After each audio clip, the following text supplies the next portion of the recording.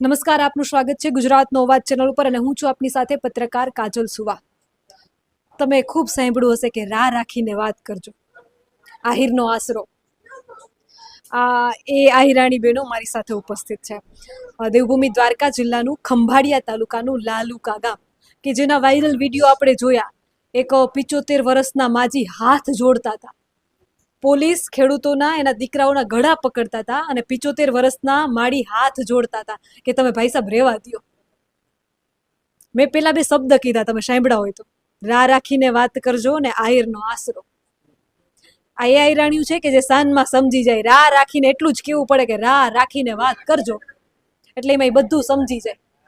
અને અમારા ઇતિહાસ એવા છે કે અમે અમારા દીકરાઓને કપ્પી નાખ્યા બીજાના દીકરાને બચાવવા માટે. અમારા દીકરાઓના બલિદાન દીધેલા છે અમે. અને જેનો આશરો વખણાય, જે આહીરોનો આશરો વખણાય, એ જ આહીરોને એના આશરામાંથી, એના ખેતરમાંથી ઢસડીને ગળા પકડીને કાઢ્યા છે. હા, એ પ્રશાસન સામે સવાલો છે.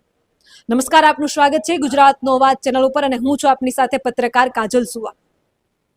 લાલુકા ગામના એ વાયરલ વિડીયો જોયા. એમાં એ બહેનોને હાથ જોડતા જોઈ, પોલીસ અને ખેડૂતો વચ્ચેના ઘર્ષણમાં મહિલાઓને વચ્ચે પડતા જોઈ.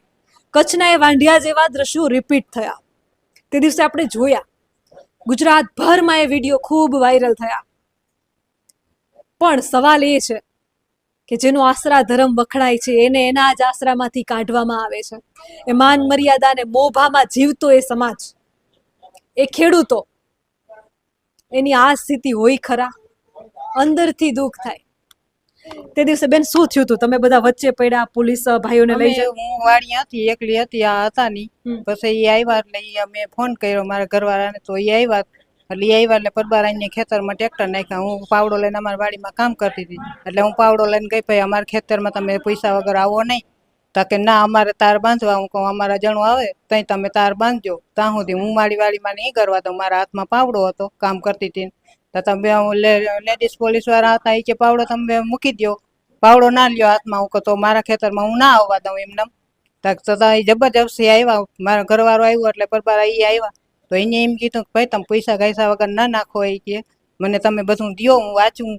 તા કે ના, એ કે એને પરબારા ટ્રેક્ટર નાખ્યા. અમે બાયું પછી બીજી હતી, એને બધી આડ્યું પડ્યું કે અમે ટ્રેક્ટર નહીં ચલાવવા દઈએ, અમારા ખેતરમાં પૈસા વગર ના આવે.